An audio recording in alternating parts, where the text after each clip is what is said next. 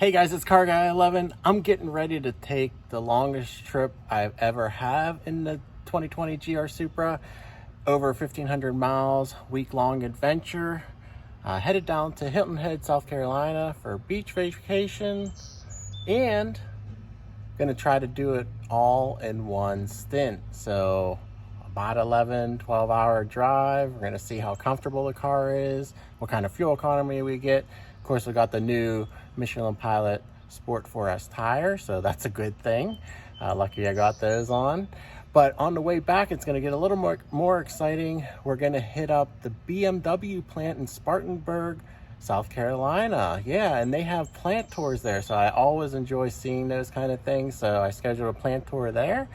And then on the way back, we're also gonna hit up the back of the Dragon in Virginia through the Appalachian Mountains. So it's almost like the tail of the dragon, but in Virginia, the back of the dragon, that they call it. So I haven't been on that road, so I'm gonna take you guys along for the ride. I might separate this video up in a couple different episodes. We'll see how it goes. But let me show you right now a couple things about the car before we even get going. So there are a couple negatives about traveling with the Supra for a week. Cargo capacity is pretty small. I have one suitcase. I didn't even put everything in here yet. And I actually was supposed to bring golf clubs, but there's no way golf clubs are fitting in here. So definitely you got to pack light if you're taking a trip. And I think golf clubs could fit if you're only taking clubs and just going golfing, but if you're on a trip, forget about it. So one disappointing aspect of the Supra C7 Corvette I have as well, fits a ton more. But one nice thing along with the Corvette, you can reach behind and grab stuff out of the trunk like water or snacks while you're driving on the road. So that's a nice feature. You don't have to get out of your car. There's not a ton of storage in the front, so it's nice to be able to reach back and grab stuff out of the back. And then I wanted to show you all the electronics I have going on in the car for the trip. I have two cameras. One up on the windshield there for the straight ahead and the cockpit. And then I have a CB radio and the antennas back here. I didn't want to put it, well, there's no metal except for the roof. I didn't want it sticking out that high. I got my little walkie here, but that's comms, and I'm going on this trip with Tom Gear and some others, so we'll be able to have some comms on the road. Of course, my dash cam and a radar detector, and everything is hooked up down here. That's the Blackview camera battery, and the cameras are also being powered by the battery pack. And then I have an extension port with everything else because there's only one cigarette lighter outlet in the Supra, so that's powering everything. Hopefully it doesn't blow and it stays okay for the entire trip. But yeah, so that's what's going on in the car. Hopefully it's comfortable. Again, it's the longest I've been in the car. Seats should be comfortable. They are on the firm side, but yeah, we'll see how it goes. I'll be reporting back and let you guys know how it is.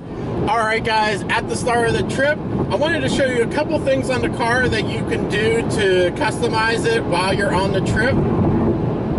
First of all, I always like to reset the trip computer, and it's kind of confusing in the Supra.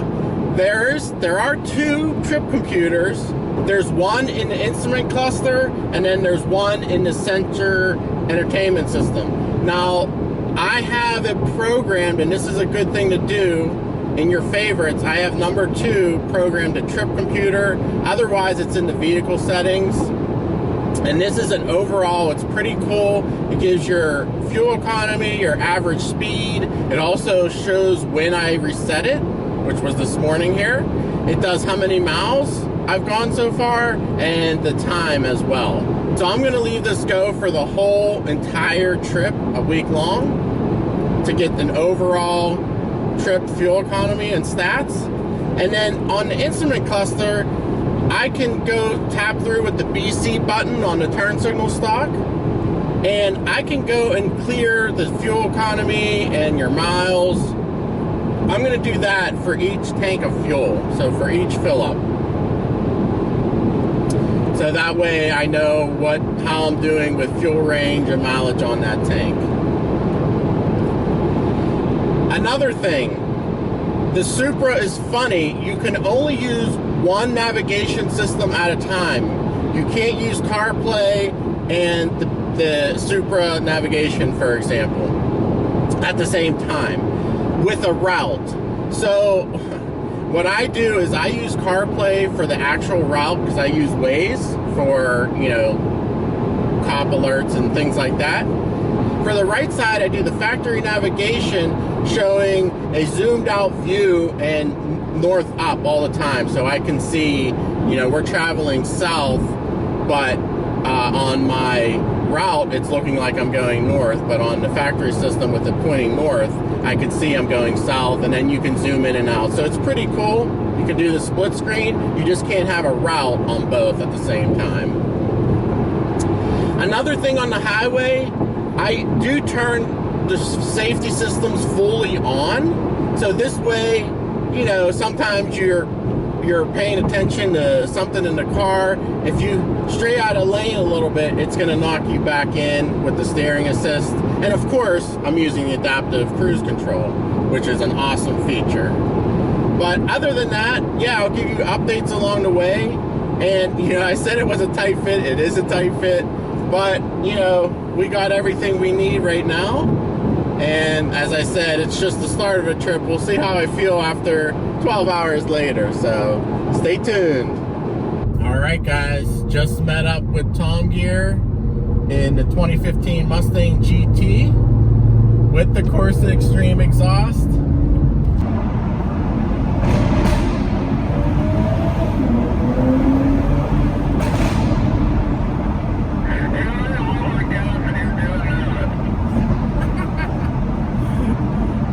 Can't resist. We're about 10 miles away from Hilton Head Island. Looks like there's going to be traffic here coming in. But let me guys just summarize the trip. It was awesome. The car did great. It was comfortable, quiet. I got to listen to some podcasts. I got to listen to some good tunes. Adaptive cruise control is awesome. In fact, it's on now in the stop and go traffic. It was on most of the trip actually. Makes it very easy to drive a long distance. But let me look at the final results of this leg. Like I said, we went straight through. Wow, stopped twice for fuel. And this car still gets a ton of attention. At the 2 fuel stops, people come up to me, talk about the car, and actually somebody subscribed to the channel from it, so pretty cool. It gets a lot of attention still, especially in more of the rural areas.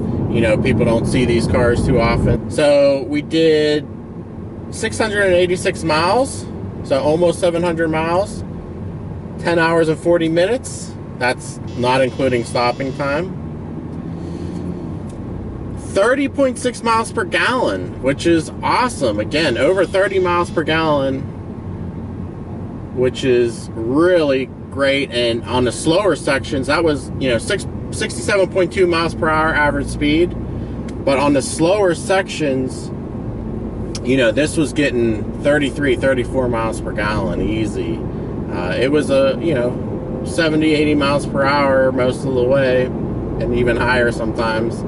So I think, yeah, excellent fuel economy, very comfortable car. The negative is, again, the storage. I think the storage is a little bit tough, especially if you have 2 people going in one car. That's a little bit tough in this car. But other than that, it's a very comfortable, great cruiser, and I like it a lot. So alright guys, I think I'm going to end this video here. We'll probably do another video of the back of the Dragon, maybe the BMW plant if I'm able to film there. But hope you guys enjoyed this little long drive in the Supra. nothing really too exciting happened, so I didn't film all too much. But anyway, guys, hope you enjoyed it. Thanks for watching. Please give it a thumbs up and support the video, and we'll see you in the next one.